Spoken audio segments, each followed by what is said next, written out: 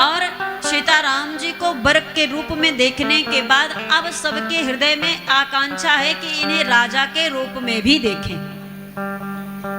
सब अपने अपने भगवान से मनाते हैं कि हमारे जीते जी राम जी राजा बन जाएं और इन्हें सिंहासन पर बैठा देख ले, उसके बाद मरे कोई कामना नहीं रह जाएगी। सबके उरयाभिलाष कहाई मनाए महेश, आप अछत जुबराज पद राम ही देव नरेश। हे भगवान शिव, अपने मन में सब मना रहे, कोई किसी से बता नहीं रहे, ये मन की बात है। अपने अपने मन में भगवान को मना रहे बार बार। हे बाबा भोलेनाथ, हमारी एक कामना और पूरी कर दीजिए, एक इच्छा और पूरी कर दीजिए कि महाराज दशरथ जी राघव को राजा बना दें, हम अपने नेत्रों से राम जी को राजा बनते हुए देख लें, और कोई अभिलाषा नहीं है। ये सब मनाते हैं महाराज।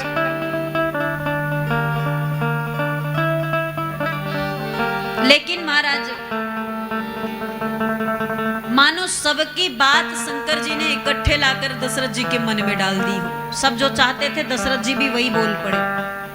एक दिन दशरथ जी बढ़िया श्रृंगार किए और श्रृंगार करने के बाद मुकुट को सीधा करते हुए अपने आप को आईने में देखे तो कान के पास बाल सफेद हो गया था, और उस सफेद बाल मानो कान में संदेश दे रहा हूं, महाराज दशरथ अब ये राजपाट छोड़िए, अब ये माया मोह त्यागिए और परमात्मा का भजन करने का वो आयु आपका आ गया, वो अवसर आपका हो गया है। वो आयु आ गई है जिसमें भगवान के भजन करने चाहिए, कीर्तन करने चाहिए, इस संसार के मोह माया से परे हो जाना चाहिए। और दशरथ जी उस संदेश को भली भांति समझ भी गए और सीधा जब सभा में आए, सभा में आने के बाद वहां पर उपस्थित कुछ संभ्रांत व्यक्ति, विशिष्ट व्यक्ति, मंत्री जन बैठे, सलाह लिए, बात किए राम के राजा बनने की, और सीधा गुरुजी के पास पहुंचे।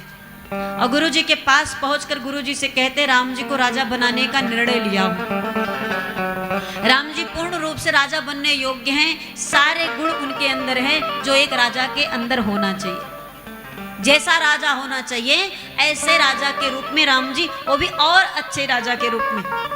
सारी प्रजा प्रवासियों को वो प्रेम करते हैं, प्रजा प्रवासी भी उनको प्रेम करते हैं, सबके दुख सुख को समझते जानते हैं और निराकरण भी करते हैं, सबके दुखों का मोचन भी करते हैं। इसलिए गुरुदेव भगवान मन में भाव आया, चरणों में निवेदित करता हूं, क्या राम को राजा बनाऊं?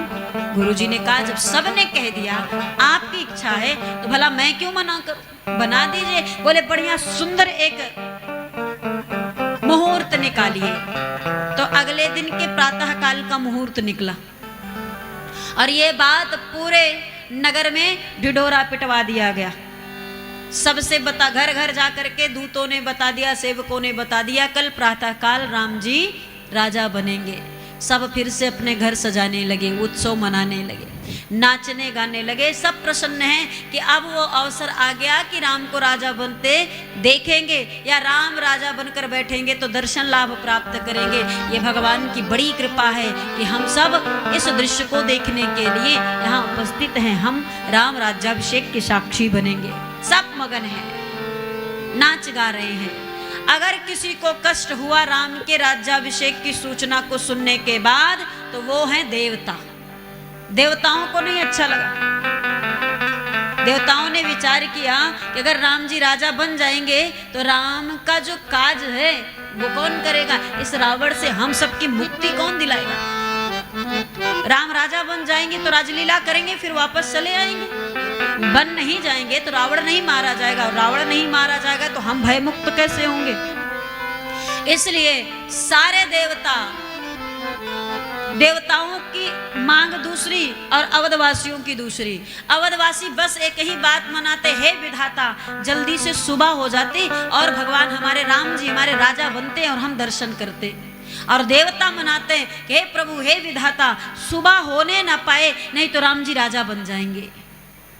कोई मना रहा है कि जल्दी सुबह हो जाए ताकि राम जी राजा बन जाएं, और कोई मना रहा है कि जल्दी सुबह ना हो ताकि राम जी राजा ना बने।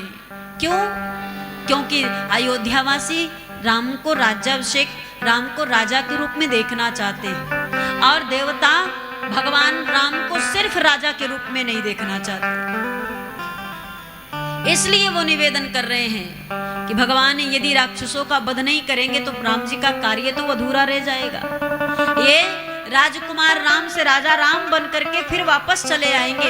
इनको राजा राम और राजकुमार राम बनना ही नहीं है धरती पर जाकर। ये अभी धरती पर राजकुमार राम से राजा राम में नहीं, अभी धरती पर ये राजकुमार राम से भगवान राम में परिवर्तित होना है। अभी तो लोग इनको भगवान माने, ऐसा काम इनको करना है। इनकी यश कीर्ति ब्रह्मांड में गाई जाए, तीनों लोकों में गाई जाए। इसलिए देवता सरस्वती जी से निवेदन किए, और सरस्वती मंथरा की मति फेर दी। मंथरा कौन है? माँ कैकेयी की दासी है। कैकेयी जी अपने मायके से लेकर आई थी। ब्याह हुआ जब आ रही थी तो वहां से दासी को अपनी चरण सेवा करने के लिए, अपनी सेवा में रखने के लिए दासी को लेकर के मंथरा को अपने पिता के घर से लेकर के आई थी। और आज महाराज एक यही मंथरा है जो राम से प्रेम नहीं करती, बाकी सब प्रेम करते। सबके हृदय में राम का अटूट प्रेम है। इतना प्रेम सब राम जी से करते हैं कि जब माँ शारदा, माँ सरस्वती आई, बुद्धि की देवी आई, बुद्धि परिवर्तन करने के लिए बुद्धि परिवर्तित करना चाह रही थी। अवध में राम के प्रति ऐसा प्रेम सबके मन में था कि मैया सरस्वती की एक ना चली, एक भी ना चली महाराज। और माँ सरस्वती जब लौट कर जाने लगी कि यहाँ तो किसी के बुद्धि का परिवर्तन तो मैं कर ही नहीं सकती, जाते जाते मंथरा पर दृष्टि पड़ी। और मंथरा ऐसी जो भगवान से तनिक भी प्रेम नहीं करती, भगवान के प्रति अपने मन में विष भर कर रखी है। सरस्वती जी ने उसी मंथरा की मति को फेर दिया। और मंथरा जब देखती है अयोध्या का श्रृंगार तो बाहर निकल कर आई और लोगों से पूछती है कि आखिर किस लिए इस नगर को सजाया गया है। ऐसा कौन सा कारण है जो नगर को इतना सुंदर सजाया जा रहा है? कौन सा उत्सव मनाया जा रहा है? क्या हो रहा है भाई, हमें भी तो पता चले। और मंथरा जब पूछी तो लोगों ने बताया तुमको पता नहीं है, पूरे गांव वालों को पता चल गया, पूरे नगर वालों को पता चल गया, और आपको पता नहीं है।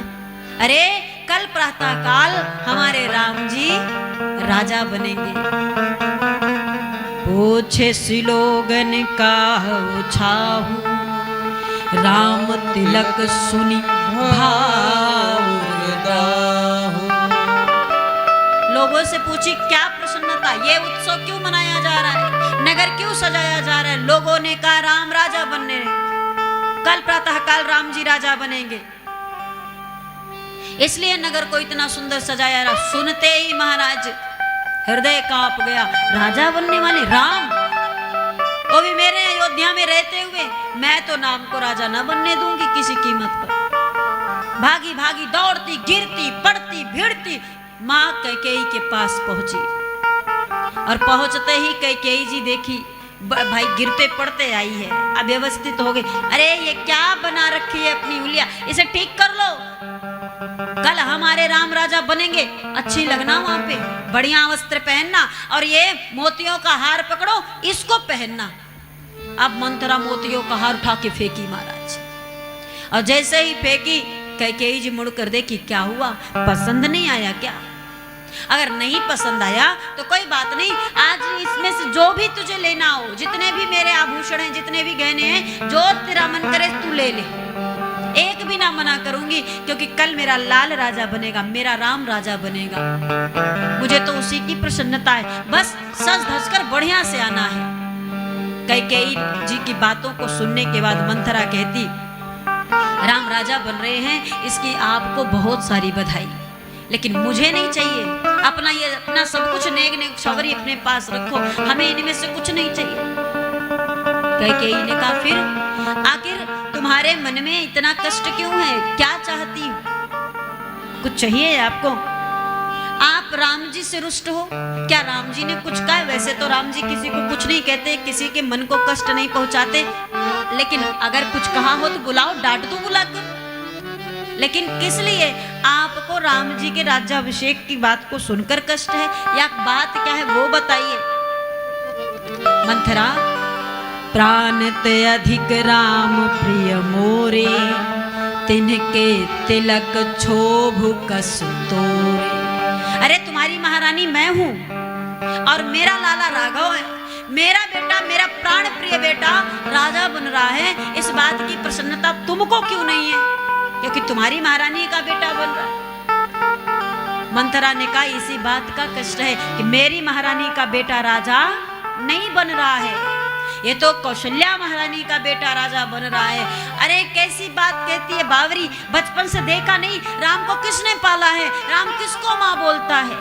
बोले माँ बोलना और माँ बनना अलग अलग बातें मैया। महारानी जन्म तो कौशल्या जी ने ही दिया है, भले ही वो आपको माँ कहे, आपके पास रहे, या आप उसे बेटा कहो, पर जन्म तो कौशल्या जी ने दिया है, अधिकार तो उनका है। अगर राम राजा बनेंगे तो महारानी कौशल्या जी बनेगी, राजमाता महारानी कौशल्या जी बनेगी। आपको क्या मिलने वाला है जो आप इतनी प्रसन्न हो? कैकेयी बोली अरे बनने दो राजमाता कौशल्या जी को, बड़ी महारानी है, बन जाने दो, मुझे तो बस इसी बात की प्रसन्नता है कि मेरा लाला राघव राजा बनेगा और मैं अपने नेत्रों से भर नेत्र निहारूंगी, इससे ज्यादा और कुछ चाहिए ही नहीं मुझे। अब महाराज मंथरा ने कहा मती मारी गई है, अरे तुम इतनी अंधी हो गई हो कि तुम्हें अपने भी बच्चे की भलाई नहीं दिखाई दे रही है। अरे तुम अपना ना सोचो, कम से कम भरत लाल के बारे में तो सोचो। कैकेयी ने कहा भरत को क्या हुआ? बोले आपको पता है कद्रु विनत ही दीन दुख तुम ही कौशला देव। एक सौतन की कहानी सुनाती है कद्रु और विनिता की, और कहती है जिस प्रकार से कद्रु ने विनिता को दुख दिया था ना, उसी प्रकार से जहां बड़ी राजमाता बनी कौशल्या तुमको दुख देना शुरू कर देंगी, और तुमको दुख देंगी महारानी, उससे मुझे कष्ट नहीं, मुझे मेरे भरत के लिए कष्ट है। भरत को क्या? मंथरा कहती है भरत बंद गृह से यहीं और लखन राम के में। भरत जैसे ही राम राजा बनेंगे ना, सबसे पहले भरत को काल कोठरी में डाल देंगे, कारागार में डाल देंगे, और लक्ष्मण तो बचपन से सेवक है, वो सेवा में रहेगा। मुझे अगर भय है, मुझे अगर डर है, मुझे अगर दुख है तो भरत के लिए है, और वो तुम्हें दिखाई नहीं दे रहा है, वो तुम्हें समझ में नहीं आ रहा है। और एक नहीं 100 सौतन की कथा सुनाई, ऐसी 100 सौतनों की कथा सुनाई जो एक दूसरे के विरोध में, एक दूसरे को कष्ट देने वाली सौतन थी, अच्छी नहीं। कैकेयी मैया भी तो महिला ही है, एक से प्रभाव नहीं पड़ा, 2 से प्रभाव नहीं पड़ा, 10 से 20 से नहीं पड़ा, लेकिन अगर एक ही बात बार बार अलग अलग उदाहरण में समझाया जाए तो व्यक्ति के माथे पर पड़ेगा कि नहीं पड़ेगा? माँ कैकेयी को भी असर कर गया मंथरा की बात में। अब कैकेयी जी बोली कर क्या सकती हूँ, अर्धरात्रि होने वाली, प्रातः काल राम राजा बनेंगे, एक दिन का भी तो समय नहीं कि मैं ननिहाल से भरत को बुला लूं। भरत जी ननिहाल में थे, भरत यहाँ है नहीं, मैं करूं तो क्या करूं, अब समय नहीं है, तुझे बताना भी था तो आज बताई, छोड़ो जाने दो। कैकेयी जी की बात सुनकर मंथरा बोली चिंता मत करो, अभी बहुत समय है। क्या? अरे याद करो महाराज दशरथ जी द्वारा दिया हुआ 2 वरदान अभी भी उधार है, वो दिए नहीं है, वचन दिए देने का। मैया ने कहा तो बोले आज वो समय आया है कि वो दोनों वरदान मांगो। आप 2 वरदान मांगे, क्या मांगे? बोले पहले में भरत को राज तिलक मांग लेना, बोले ठीक है, और दूसरे में राम का 14 वर्ष का वनवास मांग लेना। ये सुनकर कैकेयी जी फिर से मंथरा को देखी, तुम चाहती हो कि राम राजा ना बने, भरत राजा बने। वो तो मैं मांग रही हूँ, राम को हटाकर भरत को बना रही हूँ राजा, लेकिन राम का 14 वर्षों का वनवास क्यों? आखिर राम जी को 14 वर्ष का वन क्यों दे? क्या गलती राम जी की है? क्या अपराध राम ने किया है? वो बहुत सुकुमार है, उसके साथ ऐसी निर्दयता मत दिखाओ। मंथरा ने कहा, महारानी आप बहुत भोली हो, आप जानती नहीं हो। अरे राम का कल राज्याभिषेक होना है और अचानक सिंहासन से हटाकर किसी और को बैठाने की बात करोगी तो क्या ये सब बर्दाश्त कर लेंगे राम जी? क्या विरोध नहीं करेंगे? करे मैं बैठ रहा था, मैं ही बैठूंगा, मैं बड़ा हूं। और दूसरी बात, अगर राम नहीं किए तो कौशल्या कर सकती है, दशरथ जी कर सकते हैं। अगर ये भी नहीं किए तो ये अवधवासी कर देंगे, जो बहुत प्रेम राम से करते हैं। राम का ही जादू सब पर चलता है। अब आप बताइए, अगर राम यहाँ रहेंगे तो क्या भरत राजा बन पाएंगे? प्रजा राम के साथ रहेगी तो राज्य किस पर करेंगे? तो बोली अच्छा ठीक है, तो इसके लिए हम 1 साल 2 साल के लिए भेज दें, 2-4 दिन 10 महीने के लिए भेज दें, 14 वर्ष। मंथरा ने कहा कि अगर 2-4 10 महीने या साल 2 साल के लिए भेजोगी और राम लौट कर आ गए तो लौट कर आने के बाद राम को राजा बनाने के लिए ये जनता एक साथ खड़ी हो जाएगी, लेकिन 14 साल के बाद आएंगे तो राम राजा नहीं बन पाएंगे। कैकेयी ने कहा मतलब ये प्रशासन के द्वारा तय किया हुआ नियम है कि यदि कोई व्यक्ति अपनी प्रॉपर्टी को छोड़ करके 14 वर्ष के लिए जाए और 14 वर्ष तक कोई सूचना उसकी ना आए, ना फोन आए, ना जो है कोई तार आवे, चिट्ठी आवे, कोई सूचना नहीं, वो जिंदा है कि मर गया, कहाँ है, कैसा है, यदि वो 14 साल के बाद लौट कर आता है तो उसका अधिकार उसकी प्रॉपर्टी पर नहीं होती है। ये प्रशासनिक नियम है। मैया को समझा रही मंथरा कि अगर 14 साल बाद राम जी आएंगे तो ये प्रजा चाहे, अवध चाहे, दशरथ चाहे, कौशल्या चाहे, स्वयं राम चाहे, फिर भी भरत को सिंहासन से उतार कर राम को नहीं बैठाया जा सकता है, क्योंकि राम अपनी वो जो उनका अधिकार है उसे नष्ट कर देंगे। वो 14 साल में वो अधिकार नहीं रह जाएगा, इनको बैठाया नहीं जा सकता सिंहासन पर फिर, इसलिए 14 साल का चयन करती है। मैया ने कहा ठीक। कोप भवन गई और कोप भवन में जाकर के महाराज बैठी। दशरथ जी यह शुभ समाचार राम के राज्याभिषेक का लेकर के चल पड़े कि चलूं कैकेयी को बता दूं, क्योंकि राम के राजा बनने की सूचना को सुन करके यदि इस अयोध्या में पूरे कोई सबसे ज्यादा प्रसन्न होगा तो कैकेयी होगी, क्योंकि कैकेयी के लाला। इसलिए दशरथ जी कैकेयी जी के पास जा रहे हैं और जब कक्ष में पहुंचे तो देखे कि कैकेयी जी तो है ही नहीं कमरे में, सामान यहाँ वहां सब बिखरा है। महल में इधर उधर दौड़कर इधर उधर महाराज दशरथ ढूंढने लगे, कैकेयी कैकेयी पुकारने लगे। तो मंथरा सामने दिखी तो मंथरा को देखकर महाराज ने कहा, अरे तुम्हारी महारानी कहाँ है? तो मंथरा ने बड़े ऐसे लगे कि बहुत दुख का पहाड़ इसी पर ही गिरा है। महाराज मुंह लटकाए उदास मन से संकोच भरी दृष्टि से कहती है, महाराज क्या बताऊं, आज तो मैंने महारानी को कोप भवन की तरफ जाते देखा है। अब दशरथ जी विचार करे कि आज प्रातःकाल राम जी को राजा बनाना है और अर्धरात्रि में कोप भवन। दशरथ जी भागते हुए पहुंचे और पहुंचे देखे क्रोध में बैठी हुई है मैया कैकेयी जी। दशरथ जी पास में गए और पास में जाकर के पूछते हैं कारण क्या है। बार बार कह रहा सुमुख सुलोचन पिक बचनी, कारण मोहि सुना गजगामिनी निज को पकर। आपने क्रोध किस लिए किया है वो मुझे बताइए, कारण बताइए। कोप भवन आई क्यों यहाँ?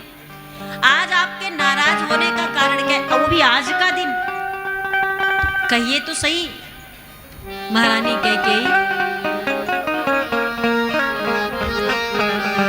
अनहित तोर प्रिया के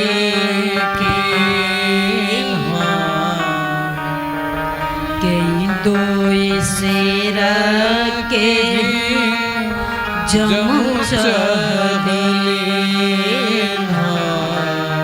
आपका अनहित किया किसने? कौन है जो मृत्यु से डरता नहीं, जिसको मृत्यु से भय नहीं है? कौन है जो आपके विपरीत, आपके विरोध में बोल दिया? आप बताइए तो सही, कौन है वो? महारानी कैकेयी आदेश तो करिए। कहू के ही रंग का ही करम रे सो, कहू के ही रे पाए निकासों दे। आप बताइए, किस राजा को देश से निकाल दूं, किस भिखारी को राजा बना दूं? जो आप बताओ, आप कहो तो सही, किसने ऐसा क्या कर दिया जिसके कारण आप यहाँ आई हो? कैकेयी जी ने कहा, बस करिए महाराज, बातें बड़ी बड़ी आप करते हो, करते कुछ भी नहीं हो, सिर्फ बातें बनाते रहते हो। बातों में तो बड़ा बड़प्पन है, पर करते क्या हो? दशरथ जी बोले, अरे आप ऐसा क्या कह दी जो मैं नहीं किया? आप ऐसे कैसे कह सकती हैं? आप मुझ पर यह आरोप कैसे लगा सकती हैं? आप कोई कार्य कही हो और हम ना किए हो तब हमारा दोष? आप बताइए। महारानी कैकेयी ने कहा, नहीं नहीं सरकार, आप भूल गए, पर हमें याद है। क्या? आप हमें 2 वरदान देने के लिए बोले थे ना? दशरथ जी हंसने लगे। हाँ हाँ बोले थे, वही 2 वरदान आपको चाहिए। कैकेयी जी ने कहा, आप मुझे दिए नहीं, कब का वचन दिए, पर आज तक नहीं दिए। दशरथ जी मुस्कुराकर बोले, कैकेयी इतनी सी बात के लिए कोपभवन आ गई? भरोसा नहीं था क्या मुझ पर? अरे ऐसा आपको भी ज्ञात है कि मैं थोड़ा सा भूल जाता हूं, और ये बात दूसरा कोई नहीं, आप अच्छे से जानती हो। मेरे स्वभाव को आप भली भांति पहचानती हो। थाती राख न मांगो काऊ, बिसरी गयो मोर भोर स्वभाव। मेरा स्वभाव था, मेरा स्वभाव है, मैं भूल जाता हूँ। आप कभी भी अधिकार से मांगी क्या? आप मांगती तो याद तो कराती मुझे, मैं जरूर देता। मेरा दोष नहीं है, इसमें मेरी कोई गलती नहीं है। झूठे हम ही दोष जनी देव, दुई के 4 मांग मकुले। ये झूठा आरोप मुझ पर मत लगाइए कि हमने कहा और दिया नहीं। आप 2 के बदले 4 ले लो, मैं देने के लिए तैयार हूं, लेकिन ये झूठा आरोप मत लगाइए। और आप जानती हैं कि इस रघुवंश की एक बड़ी सुंदर रीति है कि हमारे यहाँ हमारे पूर्वज वचनों की रक्षा में अपने प्राण त्याग देते हैं। प्राण चला जाएगा ठीक, लेकिन वचन नहीं टूटने पाता। रघुकुल रीति सदा चली आई, प्राण जाओ बरु वचन ना जाए। और आप कहती हो कि हमने दिया नहीं। आप मांगिए तो सही, एक बार कहिए तो सही, आपको क्या चाहिए? महाराज हमें भरोसा नहीं है, आज भी मुझे भरोसा नहीं है कि मैं आपसे मांगू और आप मुझे दोगे। मैं जो भी मांगूंगी आप दे दोगे, ये भरोसा अभी भी मेरे मन को नहीं हो रहा है। मैं कैसे मान लूं कि मैं मांगूंगी आप दोगे? इतने दिन से आप उधार करके रखे हो। तब दशरथ जी राम जी की सौगंध खाकर कहते, तही पर राम शपथ करी आई। राम जी की सौगंध खाए कि मैं राम की सौगंध खाकर कहता हूं महारानी कैकेयी, आप जो मांगोगी सो मैं आपको दूंगा। अब कैकेयी बोली, अब ये चाह के भी अपनी बात से पीछे नहीं हट सकते, क्योंकि राम की सौगंध ये झूठी नहीं खाएंगे। और अब कैकेयी उठी, और उठने के बाद महाराज दशरथ जी से कहती है, नाथ, हे हमारे स्वामी, हे प्राणनाथ, आपसे निवेदन है, मेरा वरदान पहले वरदान के रूप में मुझे क्या चाहिए कहिए। माँ कैकेयी, महारानी कैकेयी दशरथ जी से कहती हैं, सुनहु प्राण प्रिय भावक जी का। सुनहु प्राण प्रिय भावक जी का। एक बर भरत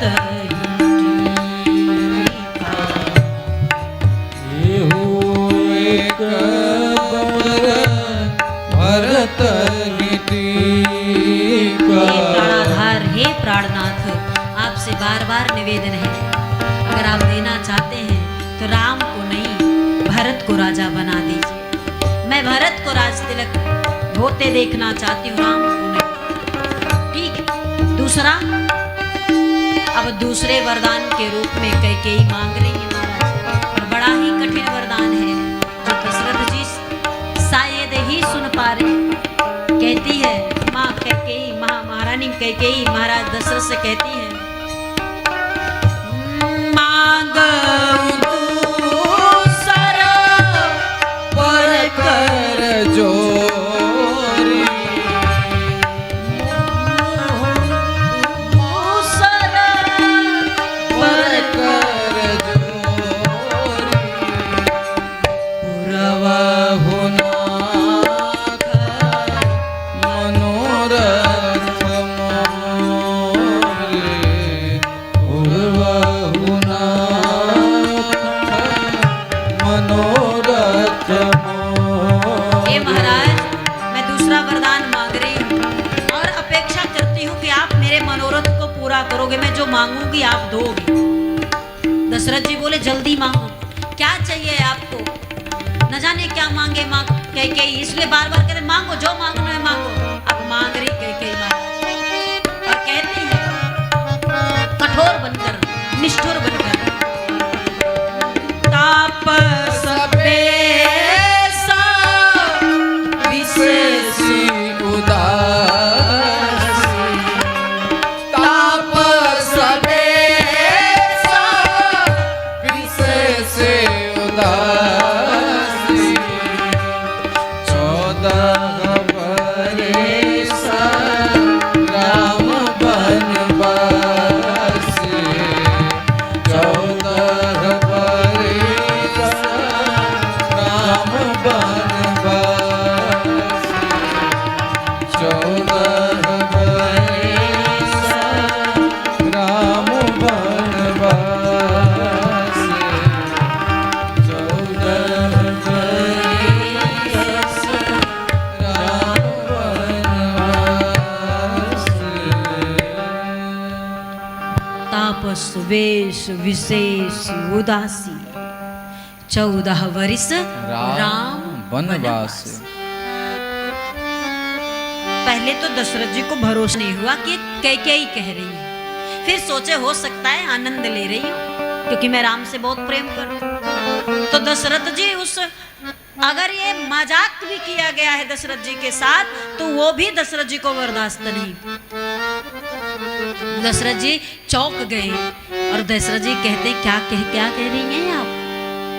कह क्या रही हैं महारानी? अरे आप कह रही हैं कि राम को 14 वर्ष का वनवास, वो भी कैकेयी कह रही है। कोई और कहता तो भरोसा भी होता, आप कैसे कह सकते? आप तो 14 सेकंड नहीं रह सकती राम के बिना और कहती हो कि 14 वर्ष के लिए राम बन चले जाए। कह दो कैकेयी यह बात गलत है, ये मैंने गलत सुना है, ये बात झूठ है। या फिर कह दो कि आपने जानबूझकर मजाक किया, क्योंकि ये मजाक भी भारी पड़ेगा, मेरे तो प्राण चले जाएंगे, मैं सुन ना पाऊंगा। कैकेयी जी ने कहा महाराज मैं जो भी कह रही हूँ पूरे होश हवास में कह रही हूँ, और कोप भवन अर्धरात्रि कोई मजाक का समय नहीं है या स्थान नहीं है। मुझे जो चाहिए मैं वही मांग रही हूँ। दशरथ जी बार बार अपने माथे को पीटते, आंख बंद करते, कान बंद के बार बार रो रहे, चिल्ला रहे, नहीं ऐसा नहीं हो सकता। किंतु कैकेयी दशरथ जी से कहती हैं भरत की राउर पूत न हो ही, आने हूँ मोल बिसाही की मोह। क्या भरत आपका बेटा नहीं? क्या मैं आपकी पत्नी नहीं? क्या हमारे प्रति आपका कोई दायित्व नहीं, कोई जिम्मेदारी नहीं? अभी तो बड़ी बड़ी बात कह रहे थे, सत्य सराही कहे उबर देना, जाने नहीं है मांगी चबे ना। अभी तो बोल रहे रघुकुल रीति सदा चली आई, नहीं असत्य संपादक पुंजा, बड़ी बड़ी बातें कह रहे थे आप। अब क्या हुआ महाराज, क्या आप ये मानने के लिए तैयार हैं कि आप वचन नहीं दे पाएंगे, अपने वचन से पीछे हटने के लिए तैयार हैं? दशरथ जी कहते हैं कैकेयी, मैं अवश्य ही प्रातःकाल होते ही,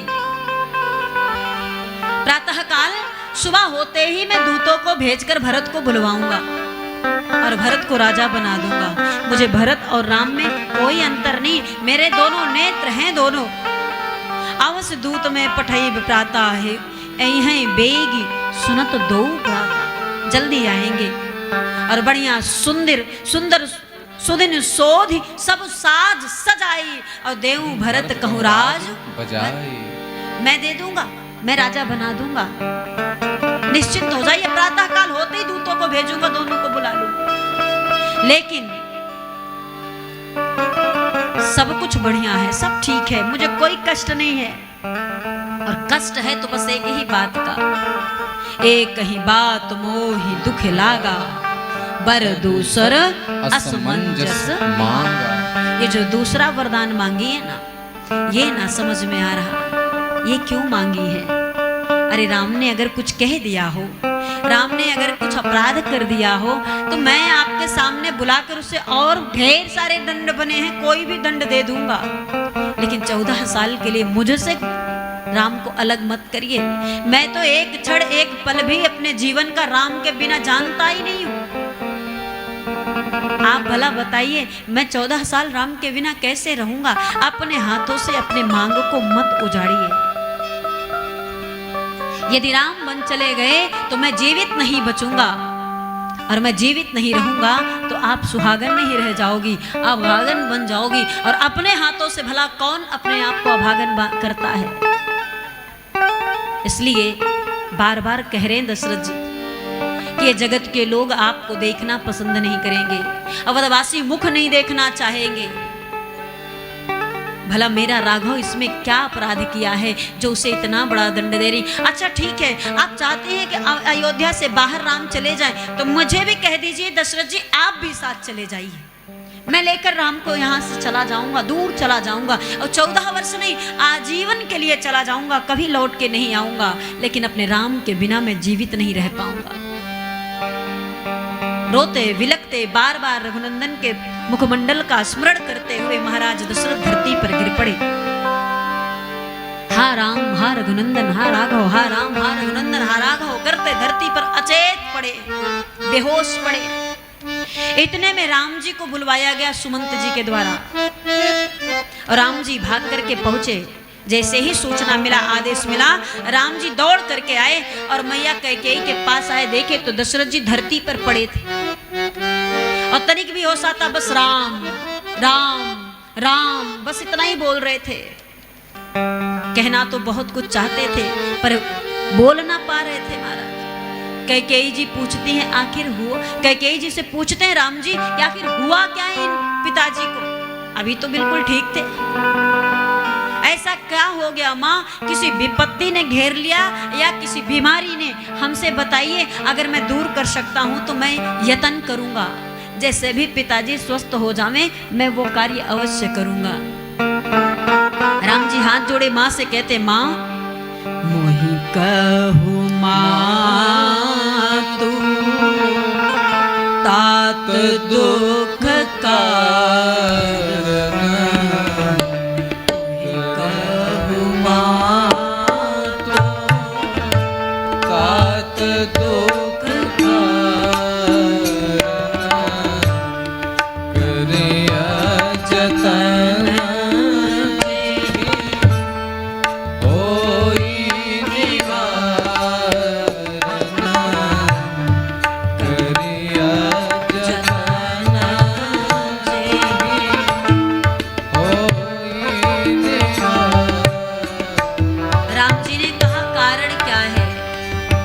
बताइए तो सही, आखिर पिताजी को हुआ क्या है? कैकेयी बताती है बड़ी कठोरता के साथ, निष्ठुरता के साथ, राघव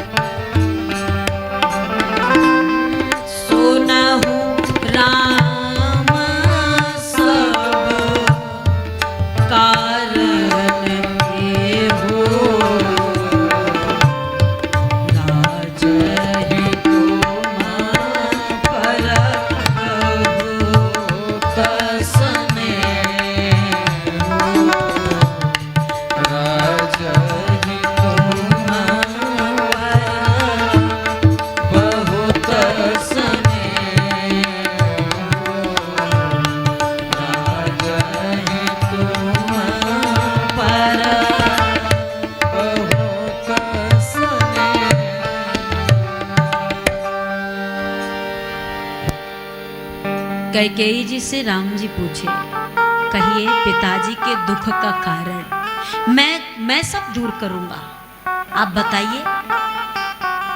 मैया ने कहा, राम तुम्हारे पिताजी के दुख का कारण तुम ही हो। राम जी चौंक गए कि हमने तो कुछ किया ही नहीं है, मैं कैसे हो सकता हूं? मैंने ना किसी को कोई शब्द कहा है, ना कोई दंडता किया, ना कोई गलती किया, ना कोई अपराध। माँ मैं समझा नहीं, बताना जरा मैंने ऐसा क्या किया जिसके कारण पिताजी इस अवस्था में चले गए। मैया ने कहा, राजा ही तुम पर बहुत सने। राम जी ना आपसे ये आपके पिताजी बहुत प्रेम करते हैं, बहुत ज्यादा प्रेम करते हैं। राम जी बोले, माँ बहुत ज्यादा प्रेम करते हैं तो क्या मैं इनसे 2 वरदान मांगी और 2 वरदान में दूसरे वरदान में तुम्हारे लिए मांगी, वही वरदान ये बर्दाश्त नहीं कर पाए। माँ मांगी क्या है? देन कहनी मोहि दुई वरदाना, मांग्यो जो कछु मोहि सुहाना। मुझे जो अच्छा लगा मैंने मांग लिया अपने मन मुताबिक, क्योंकि मुझे ही मांगना था, मेरा 2 वरदान था। मैं अपने मन के अनुसार मांगी, अपनी प्रसन्नता के अनुसार मांगी, लेकिन सो सुनि भयहु भूप और सोचू, और छाड़ न सकहि तुम्हारे सकोचू। राघव मैंने तो अपनी इच्छा अनुसार मांगा, पर मैंने जो मांगा ना उसी बात की सोच आपके पिताजी को हो गई, उसी बात का टेंशन हो गया, दिमाग में लेके बैठ गए और इस अवस्था में चले गए। माँ कहना क्या चाहती हैं स्पष्ट बताइए। राघव आपके पिताजी आपसे बहुत प्रेम करते हैं, उस प्रेम के नाते वो आपसे एक क्षण के लिए भी आपसे अलग नहीं होना चाहते, आपको अपने आंखों से दूर नहीं करना चाहते।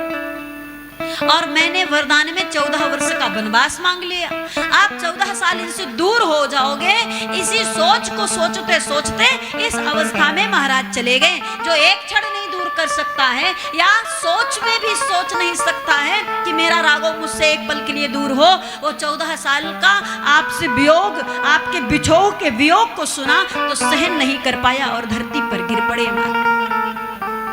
माँ मैं क्या कर सकता हूँ, ये पिताजी स्वस्थ कैसे होंगे, मुझे आदेश करिए मैं वो करूंगा। मैया ने कहा, ये संकोच में है दशरथ जी, संकोच में, ये आपसे कह नहीं सकते क्योंकि बहुत प्रेम करते हैं। इसलिए यदि तुम चाहते हो कि तुम्हारे पिताजी अतिशीघ्र स्वस्थ हो जाएं, तो जितना जल्दी अवध को छोड़कर वन चले जाओगे उतनी जल्दी आपके पिताजी स्वस्थ हो जाएंगे। दशरथ जी सुन तो रहे हैं पर बोल ना पा रहे कुछ भी। महाराज उल्टा पाठ पढ़ा रही माँ कैकेयी कि राम के जाने से स्वस्थ नहीं होने वाले, अपितु राम के वियोग में प्राण चले जाएंगे। लेकिन कहती हैं कि आप जाओगे तो इनके मन का संकोच नष्ट हो जाएगा। हाँ जब तक हो तब तक मन में ये रहता है कि हाँ अभी ये रोक लो रोक लो रोक लो, लेकिन जब चले जाओगे तब इनके मन को भी ये बात माननी पड़ जाएगी। ये मजबूरन माने या प्रेम से माने, ये बात मन में मान लेंगे कि अब तो चला गया, अब तो 14 साल उसके बिना रहना है, जैसे तैसे काट लेंगे। इसलिए जितना जल्दी हो उतने जल्दी चले जाओ, ये स्वस्थ हो जाएंगे। राम जी बोले, ठीक है मैया, मैं सौभाग्यशाली हूँ, मैं बड़भागी हूँ जो अपने माता पिता के आज्ञा का पालन करने का अवसर मुझे प्राप्त हो रहा है। ये सौभाग्य है हमारा माँ, ये सबको नहीं मिल पाता है, हर बच्चे को नहीं मिलता। कभी माँ बाप आज्ञा दिए तो बच्चा आज्ञाकारी नहीं है, नहीं सुनता है, और बच्चा आज्ञाकारी है तो माँ बाप आज्ञा नहीं करते। कभी कभी सौभाग्य से किसी किसी बच्चे को यह सौभाग्य मिलता है। राम जी मैया से कहते, माँ सुन जननी सोई सुत बड़ भागी, जो पे तुम्हारा बचन अनुरागी, जो पी तुम्हारो बचन अनुरागी।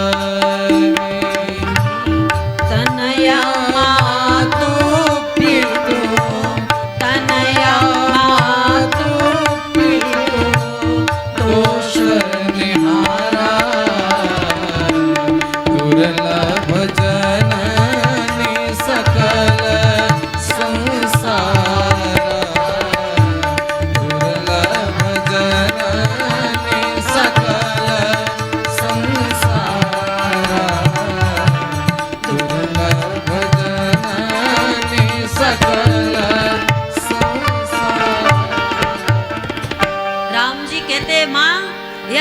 भाग्य किसी किसी को मिलता है और आपके पुत्र को मिला, ये हमारा अपना सौभाग्य है। और माँ, सबसे बड़ी बात, जब से मैं सुना हूँ कि राम राजा बनेंगे, राम राजा बनेंगे, सोचना जब से मुझे मिली है ना, तब से मुझे नींद नहीं आई है। पूरी रात मैं इधर करवट बदल रहा, उधर करवट बदल रहा, इधर करवट बदल रहा, क्यों नींद नहीं आई? बस ये सोच कर कि मैं राजा बन रहा हूँ और मेरा भरत मेरे पास नहीं है। सारी क्रियाओं में, हर जगह पर, हर समय पर भरत मेरे साथ रहा है। यहाँ मेरा भरत नहीं, मैं अकेले राजा बन रहा हूँ। भरत की बड़ी याद आ रही थी माँ, लेकिन एक माँ ही समझ सकती अपने बच्चे के मन के भाव को। देखो, आप समझ गई और आपने भरत की व्यवस्था बना दी माँ। भरत प्राण प्रिय पावई राजू, सब विधि सब विधि मोहि प्राण आधार हैं भरत जी भगवान श्री राम के। वो राजा बने, ऐसी कामना मेरी भी थी। आपने मेरी इच्छा स्वयं कह करके पूरा कर दी। अब महाराज राम जी कौशल्या जी के पास आए और कौशल्या जी से भी निवेदन किए, बन जाने की बात को कहते हैं। माँ कौशल्या जी पहले तो सुनते ही घबरा गई, माँ का धैर्य टूटा, लेकिन फिर धैर्य धारण की और धैर्य धारण करके राम जी से कहते, ये बताओ वनवास दिया किसने है? क्या आपके पिताजी ने आपको वनवास दिया है? और अगर आपके पिताजी ने आपको वनवास दिया है तो राघव मैं कहती हूं वन नहीं जाना है। मैं तुम्हारी बड़ी माँ हूं और बड़ी माँ का आदेश भी उतना ही माना जाएगा जितना पिता का माना जाएगा। इसलिए अगर सिर्फ पिताजी ने कहा है तो आपको अवध छोड़कर वन जाने की कोई आवश्यकता नहीं। लेकिन रघुनंदन, यदि पिता के साथ साथ तुम्हारी माता ने भी तुमको वनवास दिया है, गजब की उदारता है मैया कौशल्या में। माँ स्वयं है लेकिन कहती मैं बड़ी माँ हूँ, और माँ कौशल्या कैकेयी जी को माँ बना दी राघव का। और कहती हैं कि अगर तुम्हारे माता पिता अर्थात कौशल्या जी कहती है कि दशरथ और कैकेयी जी दोनों ने आपको वनवास दिया है, तो राम जी आपके लिए वो वनवास ही ठीक है। आपके जीवन में यदि लाभप्रद है तो माता पिता जहाँ पर जो आदेश दे रहे वो कार्य करिए, वही आपके लिए मंगलकारी है।